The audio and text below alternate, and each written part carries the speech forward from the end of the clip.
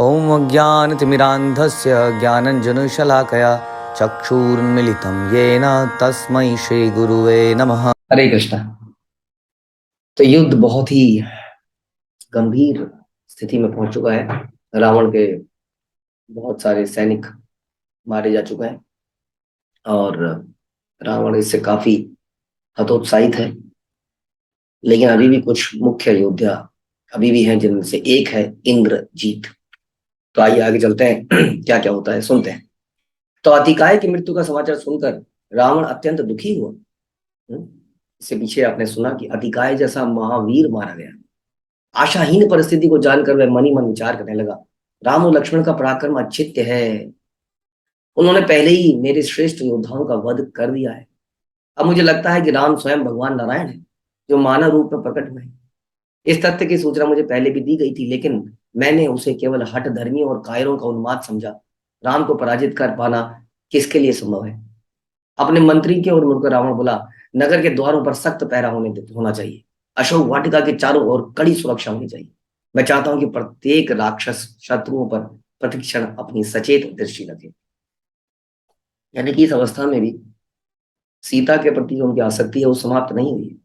वो उसको त्यागने को तैयार अभी भी नहीं है। भगवान के सामने शरणागति होने के लिए अभी भी तैयार नहीं है।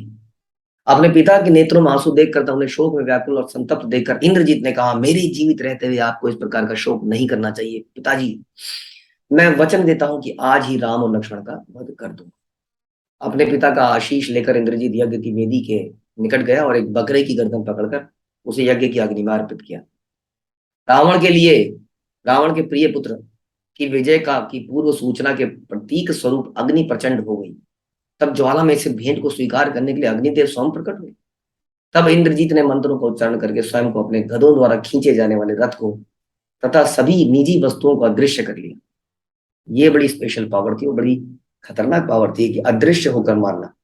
अपनी सेना को शत्रु पर आक्रमण करने के लिए भेजकर वह अदृश्य रूप में आकाश में चला गया और वहां से उसने वानरों की सेना पर बाणों की वर्षा आरंभ कर दी।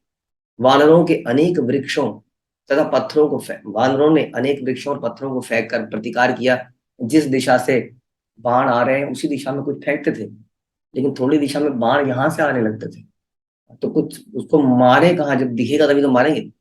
किंतु राक्षस ने सभी अस्त्रों को विफल कर दिया, सभी पत्थरों को काट देता था। तो आप और अपने एक ही बाण से वह कई कई नौ नौ गधों वानरों का वध कर दिया। तब इंद्रजीत ने ब्रह्मास्त्र की स्तुति करी। पृथ्वी और आकाश कांप गए। हाँ, इससे पहले जब हम देखते हैं कि इस युद्ध में लक्ष्मण ब्रह्मास्त्र के लिए जब करना चाहेंगे तो भगवान राम उनको रोक देंगे। ये उचित नहीं है। उस दिव्य अस्त्र से निकलने वाले अग्नि अनगिनत वानरों का वध करने लगे। लाखों वानर तुरंत मृत्यु को प्राप्त हुए। अदृश्य होकर इंद्रजीत अपनी तलवार, कुठार, भाला आदि अस्त्रों की वर्षा करता रहा। चकित वानर आकाश में गिरने वाले अस्त्रों को बस देखते रहते, किंतु वे आक्रमणकारी को नहीं देख पाते। यहाँ तक कि हनुमान, सुग्रीव, नील, जामवान भी घायल होकर गिर गए। राम और लक्ष्मण भी इंद्रजीत के अस्त्रों से प्रसन्न होते हुए प्रतीत हो रहे थे, जैसा कि आप चित्र में देख सकते हैं। बाणों से प्रसन्न होने पर भी राम अवचलित रहे और बोले, हे लक्ष्मण, मैं जानता हूं कि इंद्रजीत द्वारा चलाए जाने वाले इन बाणों में ब्रह्मा की शक्ति संचरित है। जब तक यह शक्तिशाली राक्षस अदृश्य अवस्था में है तब तक वो अजीत है। अतएव उत्तम यही है कि हम इन बाणों का द्वारा पराजित हो जाएं, थोड़ी देर के लिए शांत हो जाएं, उसको लगेगा कि हम मर गए हैं, तो यहाँ से लौट जाएगा और फिर सोचते हैं क्या करना है। तो यहाँ पर एक बहुत बड़ी शिक्षा हमें मिलती है, जो कि स्वयं हमें भगवान देते हैं। देखिए, भगवान को किसी चीज से डरने की आवश्यकता नहीं है, भगवान को कभी रुकने की आवश्यकता नहीं है, लेकिन हमें शिक्षा देने के लिए वो इंद्रजीत के सामने टेम्परेली ये दिखाते हैं कि जीत उसकी हुई। कई बार दो लोगों में बहुत जबरदस्त बहस हो रही होती है, कौन सही है, हम भी तर्क दे रहे हैं, वो भी तर्क दे रहे हैं। ऐसे में कई बार हार मान लेना बेहतर रहता है। हार मानकर थोड़ी देर में सिचुएशन नॉर्मलाइज होती है, सबका ब्लड प्रेशर नीचे आता है और हम फिर से सोच पाते हैं कि सही क्या है, गलत क्या है, और हम डिस्कस कर पाते हैं प्रॉपरली। हाँ, भगवान ने कई बार ऐसा दिखाया कि जीवन में जरूरी नहीं है कि हमें लड़ना ही है और जीतना ही है ना। भगवान को रण छोड़ बोला जाता है क्योंकि जरासंध से युद्ध करते करते भगवान ने सोचा, this this war is not worth fighting now. मैं इसको 17 बार हरा चुका हूँ, अभी जरूरत नहीं है, अभी तो मैं मथुरा वासियों को सुरक्षा पे ले जाऊं। तो हमारे जीवन में हमारा मुख्य उद्देश्य कुछ और होता है, भक्तों की प्रसन्नता, रक्षा और भगवान की प्रसन्नता। और ऐसे में कई बार हमें किसी और तरफ घुसाया जाता है, हमारी कहीं से युद्ध होता है, किसी के साथ बहस होती है और हम डिसओरिएंटेड हो जाते हैं, हम अपने पर्पस को भूल के हम किसी और तरफ को लग जाते हैं। तो ऐसे में कई बार रुक जाना, हार मानना जरूरी है, ताकि हम फिर से सोच पाए क्या हम उसी तरफ को जा रहे हैं जिस तरफ हमें चलना है, क्या हम अपने मुख्य पर उद्देश्य जो कि कृष्ण प्रेम है उसकी तरफ जा रहे हैं, या हम कहीं गलत चक्करों में फंस गए हैं, कहीं कुछ फाइटिंग में फंस गए हैं, बुराइयों में फंस गए हैं। तो भगवान राम ने भी लक्ष्मण को बताया कि हम रुक जाते हैं, हार मान लेते हैं और गिर पड़ते हैं, लेट्स ले डाउन, ताकि इंद्रजीत को लगने दो कि वो जीत गया है। तो इसलिए हमें कहता है कि हमें एक छोटी मोटी बैटल नहीं जीतनी है, हमें वॉर को जीतना है। और हमारी वॉर माया से है, हमें भगवान के धाम में जाना है। इसलिए कई बार हार मान लेना, झुक जाना, चुप हो जाना बेहतर रहता है, जो राम और लक्ष्मण इस समय हमें दिखाते हैं। राम और लक्ष्मण इंद्रजीत के बाणों से गंभीर होकर घायल होकर मूर्छित हो गए। शत्रु को पराजित देखकर इंद्रजीत अत्यंत हर्षित हो उठा और अपने पिता को सूचित करने लंका लौट गया।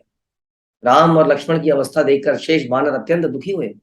विभीषण ने उन्हें आश्वासन दिया, हे वीर वानरों, शोक ना करो, क्योंकि राम और लक्ष्मण ने भगवान ब्रह्मा के अस्त्रों को सम्मान देने के लिए स्वेच्छा से इन आघातों को ग्रहण किया है। शीघ्र ही वे उठेंगे और शत्रु को पराजित करेंगे। तब हनुमान ने ब्रह्मास्त्र को प्रणाम किया और कहा, युद्ध शांत हो गया है, रात्रि हो गई है, अतः सर्वप्रथम हमें शेष वानरों को पुनः आश्वस्त करना होगा। हाँ, तब हनुमान और विभीषण युद्ध भूमि में मशाल लेकर घूमने लगे और उन्होंने वहां सुग्रीव, अंगद, नील, नल तथा 67,6,700 लाख वानरों को इंद्रजीत के ब्रह्मास्त्र से प्रभावित देखा। इतने ही देर में उसने 6,700 लाख वानरों को प्रभावित कर दिया था। हनुमान आगे आए, जामवान के चरण पकड़कर बोले, विश्वास करें मैं सकुशल हूँ। हाँ, हनुमान जी ने, जब जामवान थोड़े परेशान थे कि हनुमान जी ठीक तो है, हनुमान जी ठीक तो है, तो हनुमान जी तुरंत आगे बोलते हैं, मैं ठीक हूँ। जामवान ने उन्हें निर्देश दिया, शीघ्र आप हिमालय चले जाइए, वहां ऋषभ पर्वत का पता लगाओ। ऋषभ पर्वत और कैलाश पर्वत के मध्य में एक ददीप्यमान पर्वत है, जो शक्तिशाली जड़ी बूटियों से आच्छादित है और चारों दिशाओं को प्रदीप्त करता है। वहां से 4 प्रकार की जड़ी बूटियों को एकत्रित करके यहाँ लाना है। वे जड़ी बूटियां हैं, मृत संजीवनी, जो मृत व्यक्ति को जीवन प्रदान करती है। विशल्य करणी, जो अस्त्रों को निकालकर घाव से उपचार हेतु प्रयुक्त होती है। सुवर्ण करणी, जो देह की मूल प्रभा को पुनः स्थापित करती है। तथा संधानी, जो विभक्त टूटी हुई हड्डियों और कटे हुए अंगों को जोड़ने में प्रयुक्त होती है। यदि तुम इन जड़ी बूटियों को उपार्जन करो तो सारे वानर व वीरों को पुनः जीवित किया जा सकता है। हनुमान के शरीर में मानो नवीन शक्ति संचारित हो गई। त्रिकूट पर्वत पर जाकर हनुमान अपनी भयंकर छलांग लगाने के लिए तैयार हो गए और तैयारी में झुके और उनके दबाव से पर्वत की चोटी टूट गई और उत्पन्न घर्षण से वृक्ष फटकर अग्नि से प्रज्वलित हो गए। उसी प्रकार लंका में महल और नगर के द्वार गिरने लगे। समूचा नगर कांप उठा और नागरिक भयभीत हो उठे। हनुमान ने पहले सागर की विपरीत दिशा में मलय पर्वत पर चला, तब अपने को विस्तारित कर कर सूर्य देव को प्रणाम करके पुनः वायु में छलांग लगा दी। वायु के वेग से आकाश में उड़ते हुए हनुमान ने शीघ्र ही हिमालय पर्वत को उसकी सुनहरी चोटियों सहित देखा। तो पहुंच भी गए हिमालय पर। ऋषभ पर्वत और कैलाश पर्वत को देखने के पश्चात हनुमान ने जामवन द्वारा बताए गए उन पर्वतों के मध्य स्थित उस विशेष पर्वत को देखा। उसकी प्रभा देखकर वो दंग रह गए। हनुमान उत्साहित होकर उन आवश्यक जड़ी बूटियों को खोजने लगे, किंतु लताओं ने आगंतुक के आगमन का आभास होते ही स्वयं को छुपा लिया, क्योंकि उन्हें भी डर था कि कौन व्यक्ति है, कहीं गलत हाथ में हम ना चली जाएं। तो वो लताएं ने, उस औषधियों ने अपने आप को छुपा लिया। अब हनुमान देखकर इसे थोड़े गुस्से में हो गए। हनुमान ने भयंकर गर्जना करते हुए बोला, हे पर्वत, यदि तुम राम की सेवा में विघ्न डालने का प्रयास करोगे तो मैं तुम्हारे सहस्त्र टुकड़े कर दूं। लेकिन कोई उत्तर नहीं मिला। हाँ, तो उन्होंने निश्चय किया कि यदि जड़ी बूटी उन्हें नहीं मिलती है तो पर्वत को ही उठा के ले जाए, जिससे जामवान स्वयं औषधियों की खोज करेंगे। पर्वत के शिखर को उखाड़कर शीघ्र ही हनुमान ने लंका पहुंचने के लिए 1000 योजन लंबी छलांग लगा दी। उनके त्रिकूट पर्वत पर उतरते ही सारे वानर हर एकदम हर्ष में आ गए, जोश में आ गए। जामवान ने शीघ्र ही आवश्यक जड़ी बूटियों को एकत्रित कर लिया और उन्हें राम और लक्ष्मण की नासिका के छिद्रों में के निकट जाके रखा, जिससे अपनी श्वास के साथ में उसे ग्रहण कर सके। शीघ्र ही उनके घाव भर गए। तब अन्य घायल वानरों के लिए उन औषधियों का उपयोग किया गया और ठीक होने पर वे इस प्रकार उठे मानो बहुत ही गहरी निद्रा से उठे। एकदम कटे हटे, सब कुछ कटा फटा, सारे गहरे गहरे घाव, खून बहरा, वो लोग भी सारे ठीक हुए। फिर हनुमान ने हिमालय और उस पर्वत की चोटी को उसी जगह पर रखा। क्योंकि उसकी जरूरत किसी और को भी पड़ सकती है। तो कितने जिम्मेदार व्यक्ति थे। हमें भी प्रकृति से जब हम कुछ लेते हैं तो उतना ही लेना चाहिए जितनी हमारी आवश्यकता है, उसके बाद वहीं छोड़ देना चाहिए। जबकि मनुष्य की आदत है कि ये दवाई को घर में भर लेता हूँ और जीवन भर कुछ भी होगा तो काम आएगा।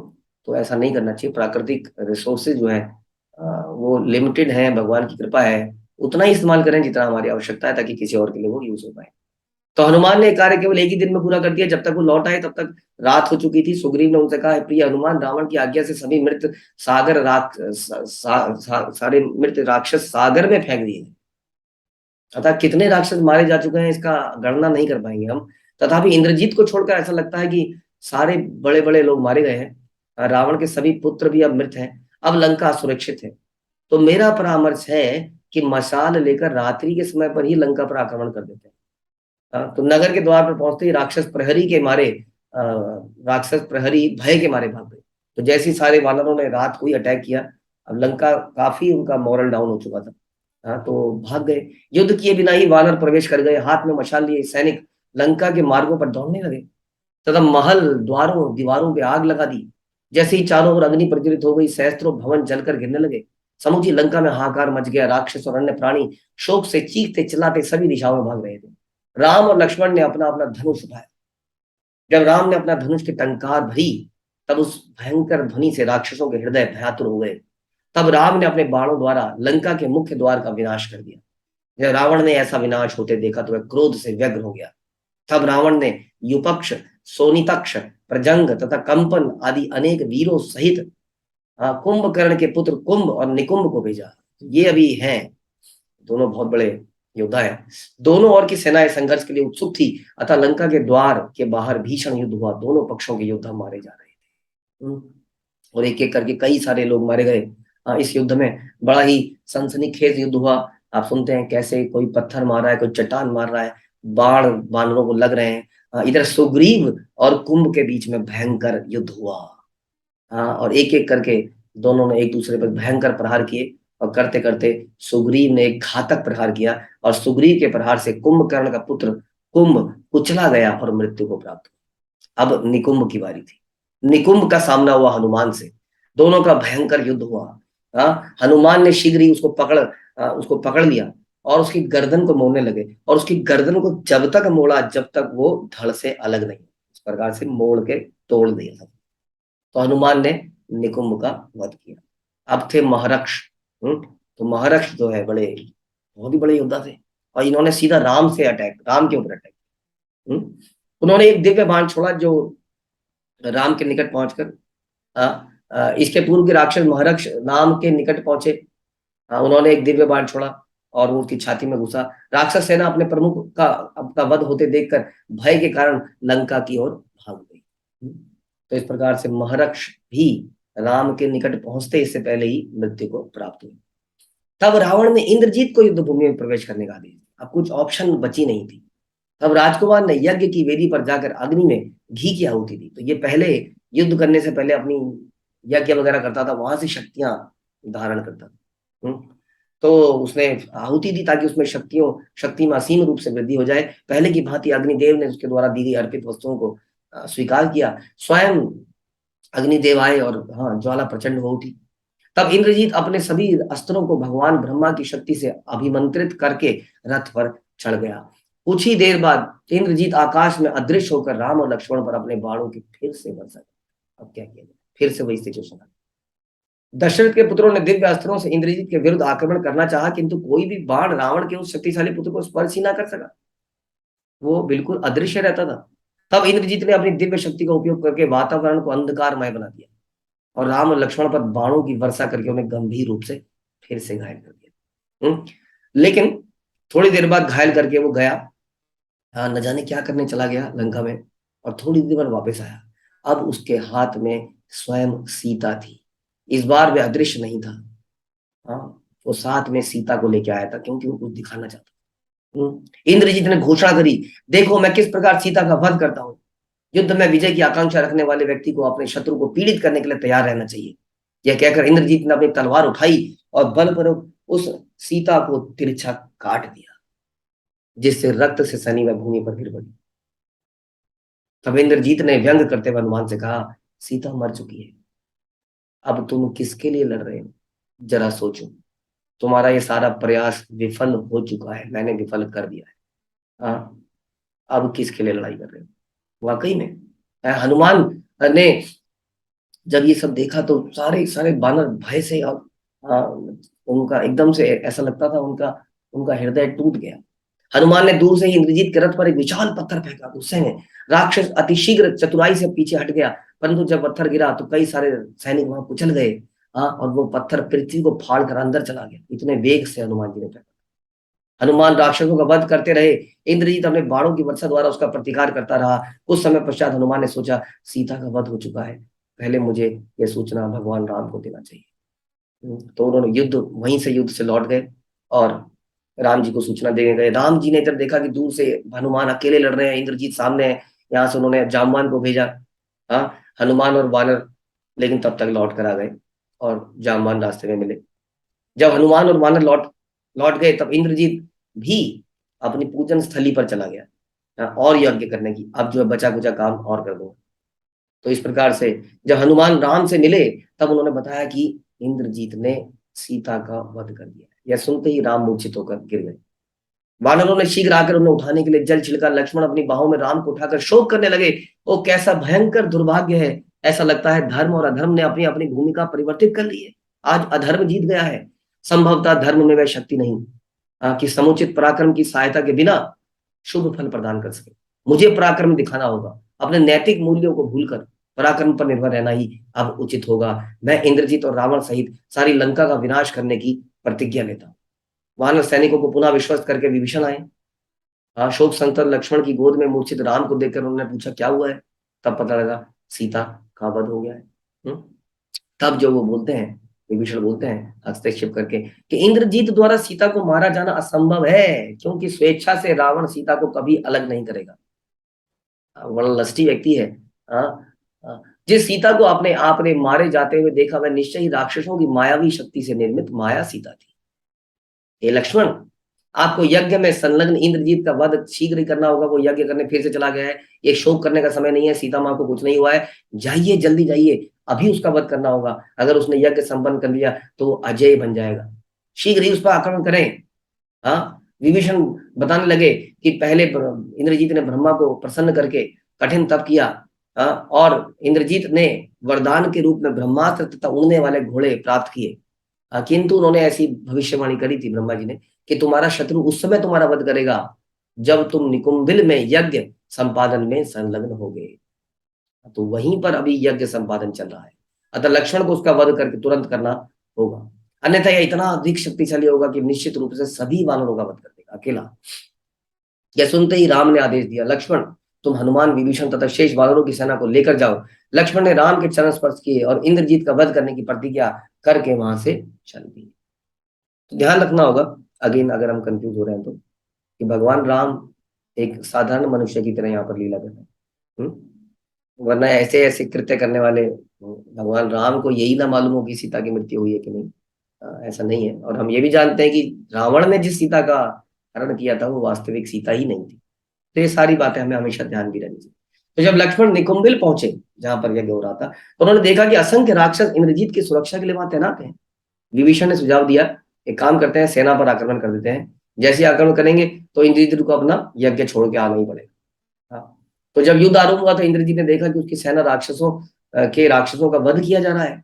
हाँ, तो बीच में ही उसने यज्ञ छोड़ दिया अपना, और जैसे ही वो वहां पर आए राक्षसों के साहस में वृद्धि हुई।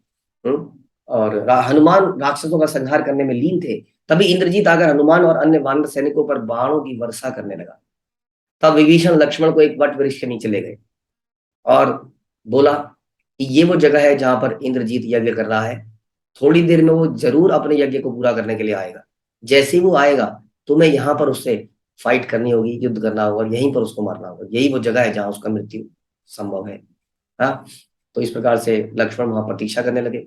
इंद्रजीत थोड़ी देर में राक्षसों को बलशाली बनाकर वानरों को मारकर फिर से यज्ञ करने आया। और जैसे ही वो वहां पर आया, लक्ष्मण ने युद्ध के लिए इंद्रजीत को करा। इंद्रजीत ने विभीषण को का तिरस्कार करते हुए कहा, हाँ, यहाँ पर विभीषण का तिरस्कार करते हुए, तो उसने समझ में आ गया कि ये सारी कहानी विभीषण की है। विभीषण ने सारी सीक्रेट बता दिया है। तो बोलता है, मेरे पिता के अनुज मुझे क्षति पहुंचाने यहाँ क्यों आए हो? मैं तुम्हारे अग्रज का प्रिय पुत्र हूँ। क्या तुमने अपने परिवार के सदस्यों के लिए कोई सहानुभूति नहीं है? तुम भी राक्षस वंश में उत्पन्न हुए हो, क्या तुम्हें इस पर गर्व नहीं है? अधम मूर्ख, देखते नहीं कि अपने ही संबंधियों को तुम कैसे धोखा दे रहे हो? क्या अपने कुल में रहने तथा दूसरों की चापलूसी करने में कोई अंतर नहीं है? कुल का सबसे बुरा संबंधी बाहर वालों से तो फिर भी अच्छा ही होता है, लेकिन तुमने तो ऐसा विश्वासघात किया है कि अंदर वालों ने ही सबसे बड़ा धोखा दिया। हम्म? जैसे कि लोग कई बार विभीषण के लिए बोलते हैं, लेकिन विभीषण क्या उत्तर देते हैं, सुनिए ध्यान से, कि भतीजे, यदि तुम वास्तव में धर्म का अनुपालन करते हो, तुम अपने से ज्येष्ठ को तिरस्कृत क्यों कर रहे हो? पहले तो ये बताओ। हाँ, तो ये तो धर्म तो पहले तुम त्याग ही चुके हो। ऐसा अच्छा है कि मैं राक्षस कुल में उत्पन्न हुआ हूं, किंतु मेरा स्वभाव भिन्न है। मैं निर्लज्जता, निर्दयता से घृणा करता हूं। मैंने नहीं, अपितु तुम्हारे पिता ने कुल का नियम भंग किया है। धर्म के अनुसार व्यक्ति का कर्तव्य है कि वह पापी के साथ अपने संबंधों को त्याग दे, चाहे वो अपना ही क्यों, भले ही वह व्यक्ति अपने कुल का संबंधी क्यों ना हो। किसी अन्य की पत्नी को हर लाना बड़ा ही घृणित कार्य है। देह में चिपके हुए सर्प की भांति ऐसे व्यक्ति का त्याग कर देना चाहिए। मित्रों के संग विश्वासघात, किसी अन्य की पत्नी के साथ संबंध स्थापित करना तथा किसी अन्य की संपत्ति चुराना, ये सारे पाप विनाश लाते हैं। रावण का पतन हो गया है, उसके साथ तुम्हारा और सारी लंका का भी विनाश हो जाएगा। हे इंद्रजीत, तुम केवल एक अभिमानी दुर्विवाही किशोर हो। तुम्हारी जो इच्छा है कह लो, किंतु शीघ्र ही लक्ष्मण के बाणों द्वारा तुम्हारे जीवन का अंत होने वाला है। लक्ष्मण हनुमान की पीठ पर बैठे थे, दोनों योद्धाओं एक दूसरे को ललकारने लगे। तभी इंद्रजीत ने अकस्मात लक्ष्मण के 2 बाणों से भेद दिया। इसका उत्तर लक्ष्मण ने इंद्रजीत की छाती में 5 बाणों से प्रहार करके दिया, और इस प्रकार भीषण युद्ध आरंभ हो गया। लक्ष्मण के बाणों के घातक आक्रमण से इंद्रजीत कुछ ही देर में दुर्बल निस्तेज हो गया, लेकिन ध्यान रखें, अभी युद्ध समाप्त नहीं हुआ। विभीषण ने लक्ष्मण से अनुरोध किया कि इसका अंत कर दें। हाँ, लक्ष्मण ने एक शक्तिशाली बाण छोड़ा, जिससे इंद्रजीत कुछ देर के लिए व्याकुल होता, लेकिन फिर से वो संभला और बोला, मैंने तुम्हें पहले भी पराजित किया था, भूल गए? और तब उसने लक्ष्मण पर 7, हनुमान पर 10 और विभीषण पर 100 बाणों से प्रहार किया। किंतु लक्ष्मण ने हंसते हुए इंद्रजीत को पुनः अपने बाणों से आच्छादित कर दिया और उसके स्वर्ण कवच को नष्ट कर दिया। किंतु जब इंद्रजीत ने 1000 बाण छोड़े तो लक्ष्मण का भी कवच ऐसा लगता था जो काफी प्रभावित हुआ। इस प्रकार से दोनों पक्षों का परिणाम बराबर रहा। दीर्घ काल तक युद्ध चलता रहा। लक्ष्मण और इंद्रजीत दोनों विजय प्राप्त करने के लिए दृढ़ प्रतिज्ञ थे, अथवा बाणों से एक दूसरे पर निरंतर आक्रमण कर रहे थे। अनेकों बाण उनके शरीरों को प्रचंड वेग से भेद कर पृथ्वी में घुस गए, यानी कि निकले और पीछे पृथ्वी में घुस गए, इतनी तेजी से निकले जिससे उनके शरीर से वेग से रक्त प्रवाहित हो। लक्ष्मण और इंद्रजीत दोनों में से कोई थक नहीं रहा था। जब वे दोनों संघर्षरत थे, तब विभीषण ने अपने भतीजे के साथ युद्ध नहीं करने की इच्छा से अन्य राक्षसों पर आक्रमण कर दिया। जामवान भी उग्र हो गए। क्यों क्यों इनकी लड़ाई देखते रहे, इससे बढ़िया है कि सारे इंद्रजीत का ही वो जो मोराल है और कम होगा जब सारे राक्षस भी मर रहे होंगे। तो जामवान उग्र हो गए और दोनों सेनाओं के बीच में भीषण युद्ध हो गया। लक्ष्मण हनुमान की पीठ से उतर गए ताकि हनुमान जी भी उसी युद्ध में चले जाए। हनुमान जी ने इधर राक्षसों का संहार शुरू कर दिया बड़े स्केल पर। सूर्य के शरीर के नीचे आने से अंधकार छाने लगा। लक्ष्मण और इंद्रजीत के बाणों से के अनवरत प्रभाव से आकाश ढक गया। उनके बाण इतनी तीव्रता से छूटते थे कि उनकी भुजाओं की गति का आकलन करना असंभव था कि कब उनका हाथ पीछे जा रहा है और कब हाथ छोड़ रहा है। लक्ष्मण ने एक ऐसा बाण चलाया जिससे इंद्रजीत का सारथी का सर कट गया, और अब उसे अपना रथ भी चलाना था और बाण भी छोड़ना था। इससे लक्ष्मण को अपने शत्रु से का सरलता से वध करने का अवसर प्राप्त हुआ। कुछ ही समय पश्चात इंद्रजीत की शक्ति क्षीण होने लगी, और तभी 4 वानर योद्धाओं ने इंद्रजीत के घोड़ों पर कूदकर अपने तेज दांतों और नाखों से घोड़ों को चीर दिया। तब वानर रथ को नष्ट करने के लिए आगे बढ़े और इंद्रजीत को रथ से उतरना पड़ा। गहन अंधकार में लक्ष्मण अपने शत्रु की ओर बढ़ने लगा। इंद्रजीत ने राक्षसों के को वानरों के साथ संघर्षित रहने का आदेश दिया, ताकि इन बिटवीन वो नया रथ ला पाए। तो इधर राक्षस लड़ने लगे, थोड़ा सा इस तरह से उसको ढक लिया ताकि उतनी देर में फटाफट जाकर अपना रथ इत्यादि ला पाए। कुछ समय पश्चात इंद्रजीत ने नवीन शक्ति तथा उत्साह के साथ रणभूमि में प्रवेश किया और सहस्त्र वानरों का वध करने लगा, जिससे वानर सेना लक्ष्मण की शरण में भागने लगी। इंद्रजीत ने अपने धनुष पर भयंकर यम अस्त्र चलाया। यह संकट देखकर लक्ष्मण ने कुबेर के द्वारा स्वप्न में प्राप्त आर्थ्य जनक बाण चलाया, और दोनों अस्त्र आपस में टकराए और प्रचंड अग्नि वहां से निकली, और इसके बाद एक दोनों भयंकर अस्त्र चलाने लगे। लक्ष्मण ने वरुण अस्त्र का प्रयोग किया, इंद्रजीत ने रुद्र अस्त्र का प्रयोग किया। और दोनों एक दूसरे के अस्त्रों को प्रभावहीन बनाते गए। जब इंद्रजीत ने अग्नि अस्त्र छोड़ा तो लक्ष्मण ने सूर्य अस्त्र छोड़ा और उसको प्रभावहीन किया। जब इंद्रजीत ने अपने धनुष पर असुर अस्त्र चढ़ाया जिससे अनेक तलवारें, चक्र, गदाएं, कुठार आदि निकलने लगे, किंतु लक्ष्मण ने रुद्र अस्त्र के प्रयोग से सब कुछ निष्फल कर दिया। तो जब जब लक्ष्मण ने राजा इंद्र के आश्चर्यजनक अस्त्र को उठाया, राजा इंद्र के आश्चर्यजनक अस्त्र को उठाया, तो इंद्रजीत निराश होने लगा।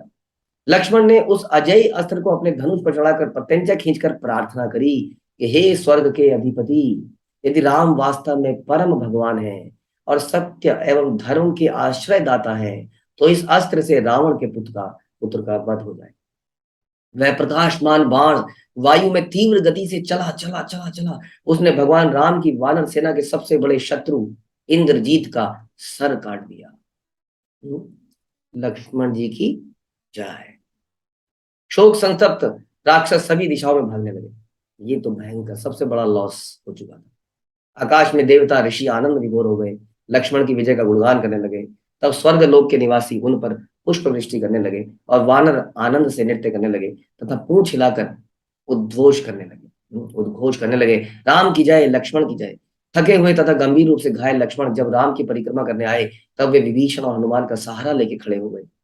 तब विभीषण ने इंद्रजीत के पराजय की पूरी घटना का वर्णन भगवान राम को सुनाया और भगवान राम को इससे बहुत सुनकर बहुत आनंद आया। लक्ष्मण को बधाई देकर तब उनका प्रेम पूर्वक आलिंगन करके राम ने कहा, इंद्रजीत रावण का अति विशिष्ट सहयोगी था। 3 दिनों एवं 3 रात्रि के युद्ध के पश्चात अब वह मृत्यु को प्राप्त हुआ है। अब युद्ध के लिए राक्षस राज अवश्य स्वयं आए।